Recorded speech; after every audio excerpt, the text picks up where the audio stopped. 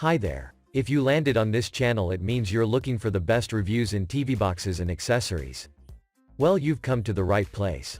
Welcome to TV Box Stop, the one stop for exciting and detailed reviews of the latest TV boxes and mini PCs online. On today's video, I have the review of the latest Amazon Fire TV Cube TV box, and this is their best one yet.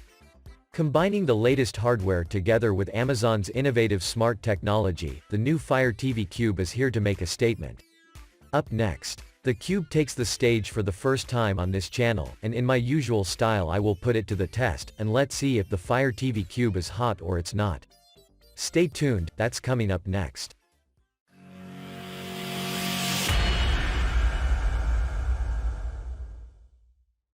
Welcome back. So this is the box it comes in. Before unpacking its contents, a quick look at what's printed on the outside. From these labels you can see that it's a fully certified streaming device, with digital rights to play premium streaming services in 4K HDR format. From the list of features you have Alexa built in, Farfield voice control, IR blaster, Dolby Vision and Dolby Atmos, Bluetooth and AC Wi-Fi. There are no hardware specs printed anywhere, so I will proceed with a quick unboxing.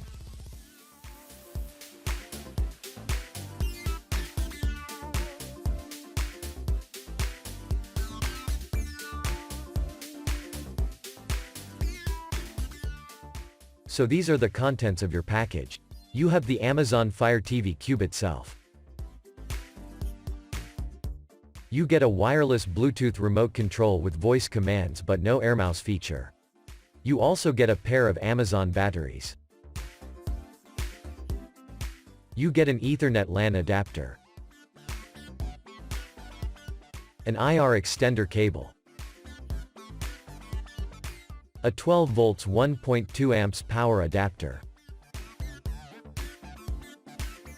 and some guides on how to set up the Cube and how to use Alexa. And now a look at its design and ports. The entire body is made of plastic, with glossy side panels that will fit elegantly into any home entertainment settings.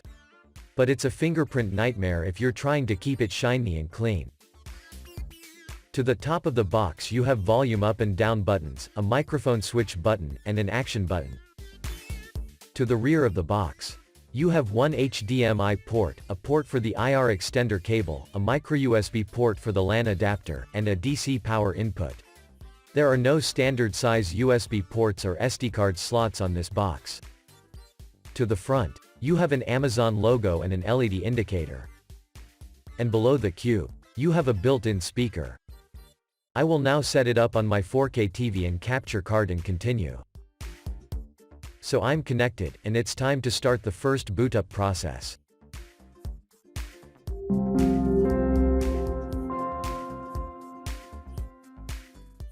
So booting the new Fire TV Cube for the first time starts with a brief wizard where you'll have to connect to a Wi-Fi network along with your Amazon account.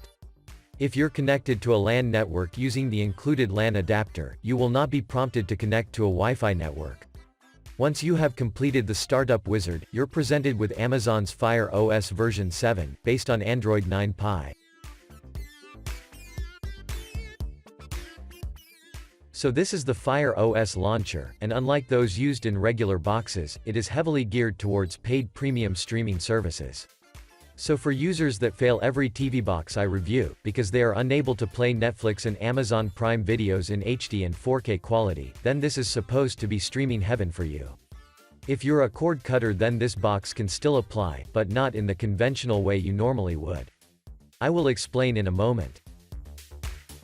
Features of this interface include: under display and sound settings, you have 4K Ultra HD display resolution up to 2160p at 60 Hz. HDR display settings, screencasting via Miracast, CEC control options, and Dolby digital sound options. Under application settings, you have access to all your sideloaded apps. You can also stop, clear the cache or uninstall apps. You have equipment control settings for controlling your TV or audio device using Alexa. You have Bluetooth game controller settings. I connected a regular gamepad and the Fire TV Cube pairs with it without issues, and I will test it later during the gaming segment. You have settings to control Alexa. You have developer options for granting access to unknown apps. And the rest of options include accessibility help and my account settings. To begin testing its features, I will have to forego the alternative launcher and the screen rotation test, as these apps don't work on the Cube. So I will proceed to check its root access information. The results showed that the Fire TV Cube is not rooted, running on Android 9 operating system. This is great news for premium streaming apps, as it facilitates the necessary DRM support for premium streaming services to play in HD and 4K quality. At the same time, it's not so great for apps that require root access. The Fire TV Cube does not have a root switch or silent root feature as seen in recent boxes. Also, for the adventurous user who may try to root the Fire TV Cube, don't waste your time as it will not work. And now a look at its DRM information. The Fire TV Cube has Google Widevine Level 1 and HDCP 2.2 protection. This means all premium streaming services will play in HD and 4K quality on this box. Let's look at its system and hardware information. The manufacturer of the Cube is Amazon, and the model is the Amazon Fire TV Raven. It comes with 2 GB of DDR4 RAM, and this is the remainder of the storage from the 16 GB after the Android installation and all the apps installed. The Bluetooth version here is 4+, which indicates that the Bluetooth version is 4.0 or higher. The CPU is the eMMc S922X CPU divided into 2 cores. A dual-core ARM Cortex-A53 running at 1.9 GHz, and a quad-core ARM Cortex-A73 running up to 2.2 GHz for a total of 6 cores, on a 64-bit instruction set running in 32-bit mode. The box has support for only 32-bit ABIs, allowing it to run only 32-bit applications.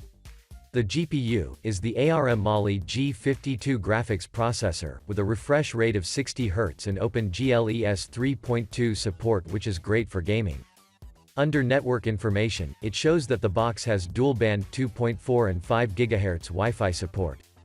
The Android information shows that the operating system is Android 9 Pie, and it also shows that the Cube is not rooted. Under thermal information, the Cube runs between 42 to 55 degrees Celsius under normal operating temperature, and I will monitor how high it rises during gaming. The Cube has codecs for playing 4K videos like HEVC, H.264 and VP9 decoding, and a couple of others, all needed for the playback of 4K media. And that's it for system and hardware information, and I now move on to some benchmarks. For those of you wondering how I sideloaded all my apps with the absence of the Google Play Store, don't worry, because I will show that to you after this segment. To start the benchmark segment, I first have the results of the RAM copy speed and the internal storage read and write speeds.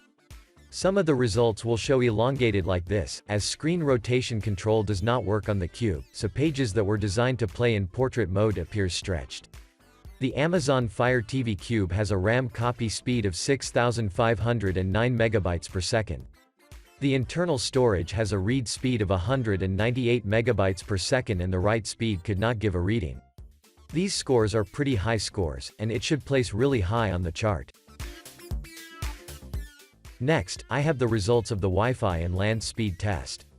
The results showed that the box was able to hit the maximum speed of my internet package of 100 MB on both Wi-Fi bands. The LAN port using the LAN adapter averaged only around 40 megabits per second, which means that the adapter is not a gigabit adapter.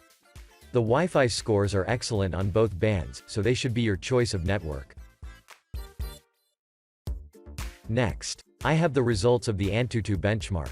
The new Amazon Fire TV Cube got a score of 126,533. This score is a high score, and in just a second we will see how high it ranks on the chart. In the Geekbench 4 CPU benchmark, the Cube got a score of 1,416 single-core, and 4,024 multi-core. These scores are pretty high for the Cube, and it's a direct result of the maximum clock speed of 2.2 GHz. The final results are the Ice Storm Extreme and the SlingShot GPU graphics benchmark. The Fire TV Cube is too powerful for the Ice Storm Extreme test, so it maxed out on that score. And in the SlingShot test, it scored 1650. This score is a good score for gaming, and now let's see how it ranks on my chart. So after entering the scores, the Amazon Fire TV Cube took position number 4 in reference to Antutu scores, placing it among the top 5 scoring TV boxes for 2019. So this is a big improvement from the previous model, and I will now test these scores in some 4K video playback in 3D gaming.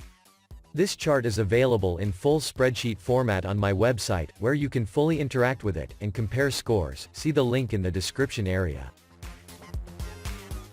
The Amazon Cube can be a challenging device if you are not interested in their core programming, and looking to install some alternative apps of your own. The Cube however doesn't prevent you from installing your apps, you just have to know how to sideload them.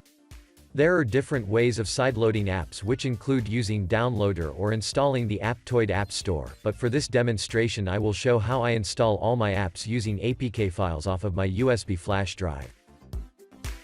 This is what you'll need to install your APKs off of your flash drive. The Cube doesn't have a full-size USB port, and instead it comes with a micro USB port for the LAN adapter. However, it can also be used for transferring data. This is a USB to micro USB adapter and they come in various forms, and this one came in my Samsung cell phone purchase and it works fine on the Cube. You can also use a USB hub with the adapter and it also works fine.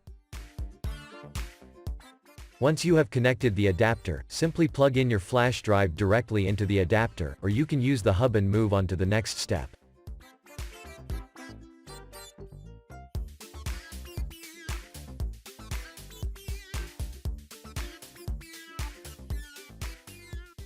The next step is to install ES File Explorer.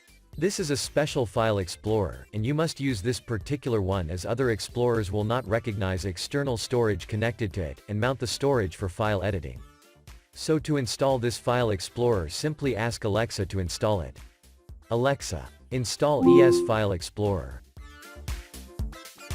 Here are more details about this app. Would you like to start downloading? Yes. Okay.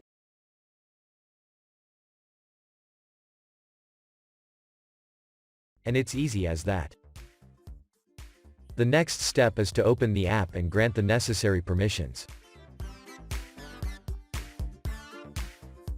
At this point you'll see the USB drive indicating that it is loading, but it will not read until you tell the app to mount it as a drive. To make navigating this menu easier, you can plug in a USB mouse or AirMouse, but you will have to use a hub for connecting a drive and a mouse controller at the same time. On the left panel select Local and scroll down to where it shows the USB drive. Click on it and select Allow once or always as you so prefer. You will then see the USB drive loaded where you can open it and install and edit files. This process will also open the way for you to play 4K videos stored on external storage, extend your internal storage capacity, and to also play games using USB controllers. So the selling point of the Amazon Fire TV Cube is its premium streaming programming together with Alexa's smart features. So most popular of all streaming services is Netflix. Netflix has all the required certifications, so it plays in full HD and 4K quality.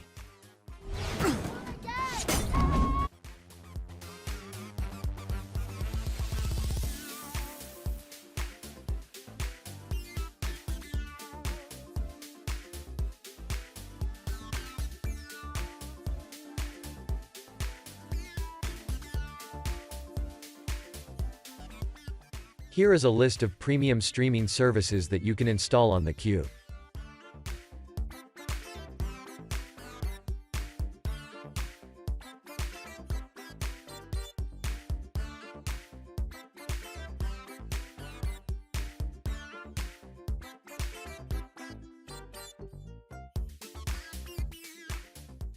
The Android TV version of YouTube is the default version and it plays in 4K quality.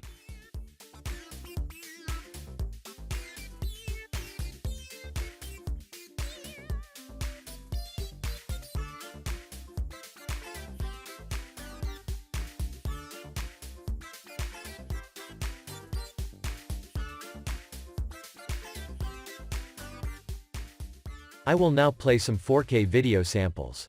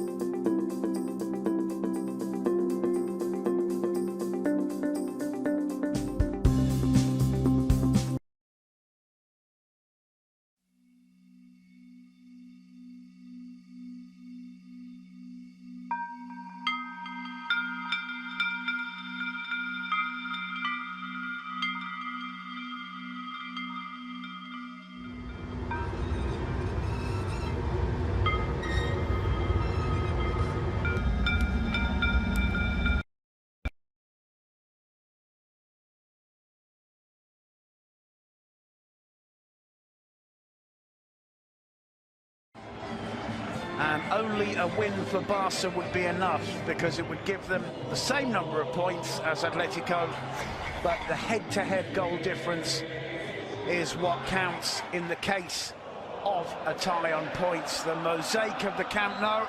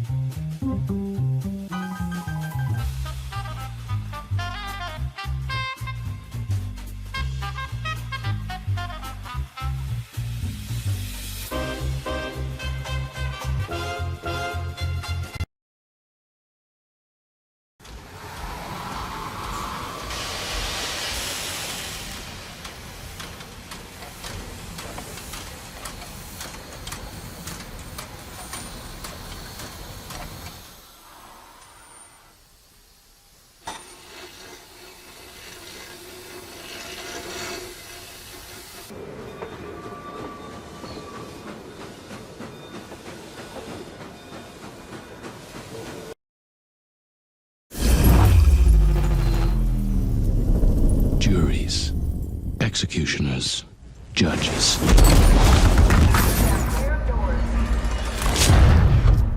Welcome to the inside of your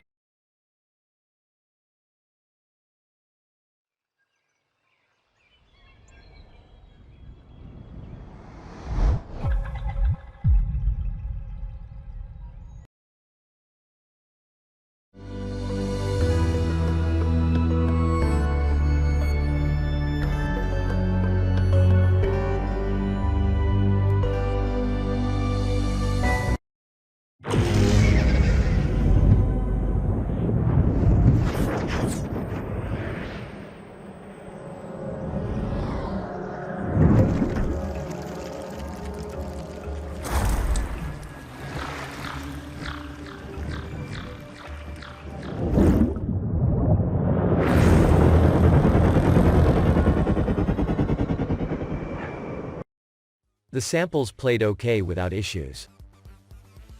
Next, I have the Dolby Atmos and DTS audio sound test. During this test I was unable to get Dolby Atmos from the receiver despite switching between the various settings, and all it displays is Dolby surround audio.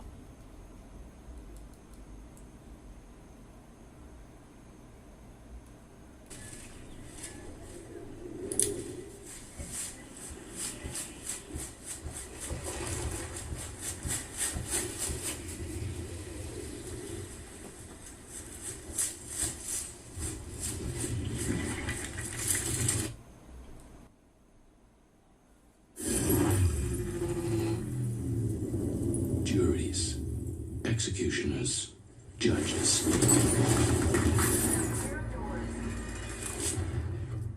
Welcome to the inside of your head.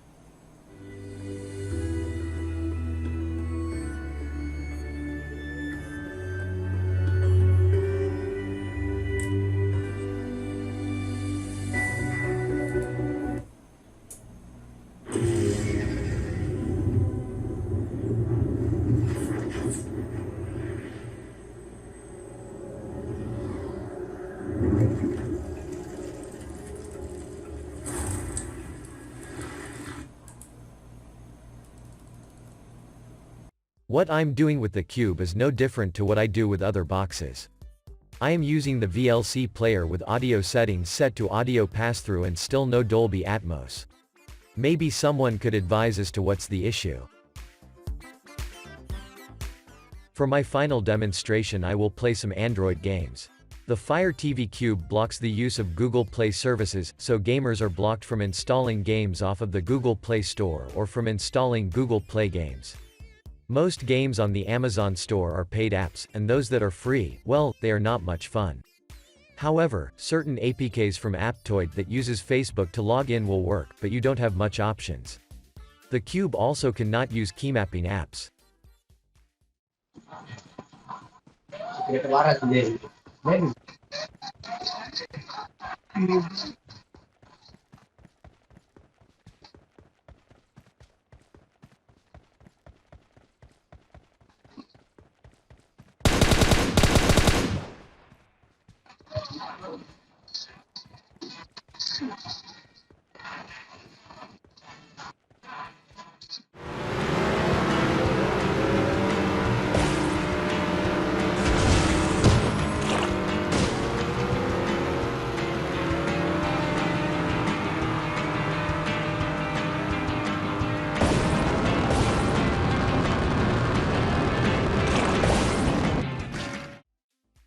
In summary, the 2019 Amazon Fire TV Cube is a great premium streaming TV box if that's what you are into. You have Netflix, Amazon Prime Video and all other premium streaming services in HD and 4K quality. Performance-wise it's their best box yet, with high benchmark scores taking position number 4 on my chart. Its premium features like Alexa together with Farfield technology works great, allowing you not to only search or make commands on the box, but to interact with other smart devices you may have. On the downside, as a cord cutter or Android gamer, the Cube may not be your first choice in choosing an open TV box, or if you like Kodi and alternative free ways of streaming. It does not have Google Play services. Installing third-party apps is a pain. You don't have root access. You cannot use alternative launchers like ADW Launcher 2 or do screen rotation. You don't have any navigation bar or means of multitasking because of the Android TV operating system. And it doesn't have any full-size USB ports. I have come to the end of my review. I would say that the Fire TV Cube is excellent for what it was made for. What I like most about it is Alexa's Farfield technology and Netflix in HD quality. Will I use it as a daily driver? Not really. Because of the operating system and the things I can do on boxes running the full mobile version of Android. At the same time, this doesn't mean that I am discouraging anyone from buying the Cube if you want access to premium streaming quality or Alexa. And it all boils down to what you prefer. For more information, see the link in the description area. Thanks again for watching. If you liked my video, give it the thumbs up. If you have any questions about this box, leave a comment in the comments area or send me an email. And if you would like to see more videos, hit the subscribe button and the notifications bell to receive an email when I release a new video or do a giveaway. Keep the streaming community alive, and see you in the next one.